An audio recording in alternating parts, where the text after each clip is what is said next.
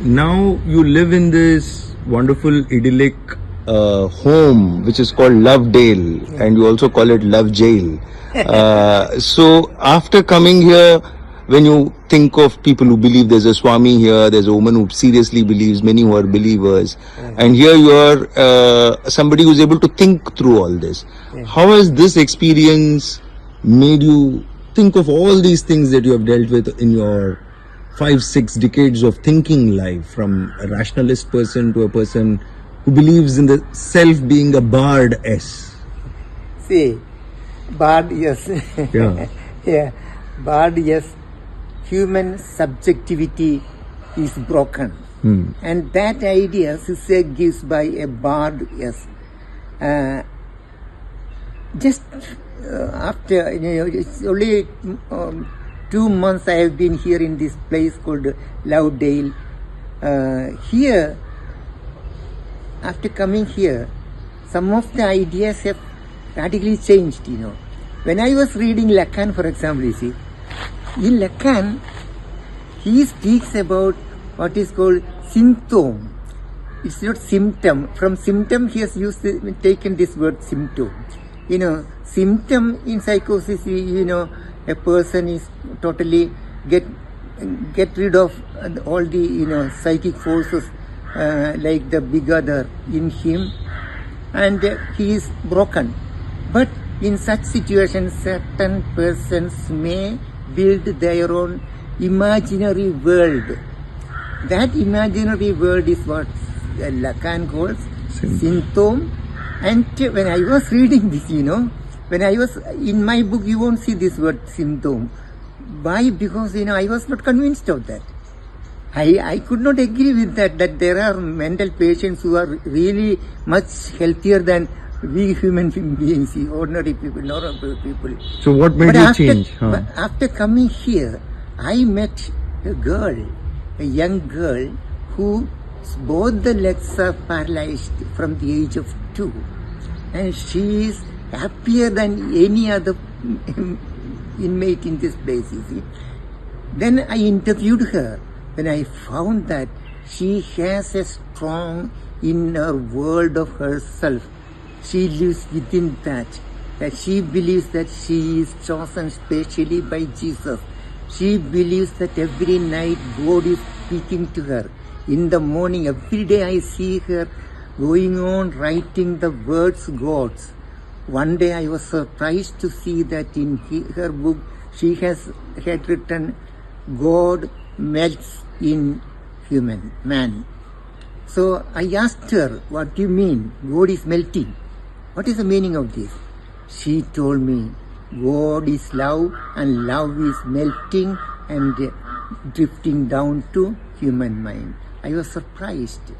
So she has made her own God, actually, I would say, her own God, which is melting and, embracing her as love. See, that way humans can get rid of possibilities of mental disorder by creating imaginative, with their imagination, what Lacan calls the imaginary. They can create their own world and live within this healthy. I found her happier than any other member in this. So this is my, of course, there are many examples. This book, Elephants in a Sugarcane Field, this actually, I started writing this book 3 or 4 years back. First it was done in Malayalam, but later, this is actually not the translation. Many new ideas came to my mind, What really happened is, before I came to these ideas, I was a strong rationalist. And there were many fixed ideas about the natural law, the scientific rationality and all that. But when I started reading Lacan, and later Zizek, great thinkers, Lacan is a psychologist and Zizek is a philosopher, I found my stern beliefs shattering. I was entering a new world. A world, even, world where there are things which we cannot express in words. Such a realm is called the real in Lacan. So many things like God, the word God I used to hate that word. But now I know that word itself, whether there is God or not, the very word God has tremendous influence in our mind, even in the mind of a non-believer, a rationalist who thinks that there is absolutely no God, in his mind also there is an impact of this word, like, there is God in his mind as something that has to be thrown out. That is the importance of that. Would you say even the Buddha had to grapple with the idea to say that there is no God or no soul? Buddha's case is different. Actually, that context we must understand. That time, the Brahminical concept of God was very prominent, and the God concept that time was used to oppress the people.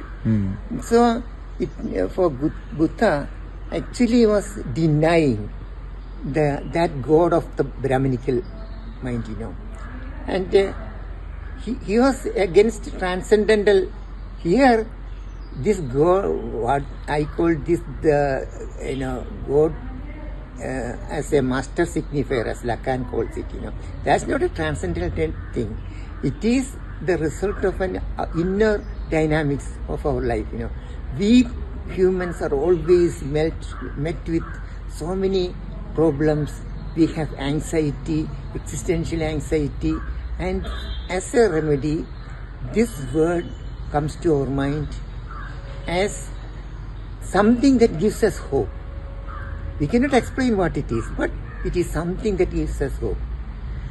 Such things are there, like what Lacan calls jouissance, you see. Jouissance, say, you know what jouissance is? When we were in the womb, in that, do we know anything about our experience in the womb of the mother? That was an experience of total pleasure, safety, and happiness. That memory remains in our mind, in the mind of every human. It remains, and that thing is what Freud called oceanic experience. But Lacan calls it jouissance. That is perfect happiness.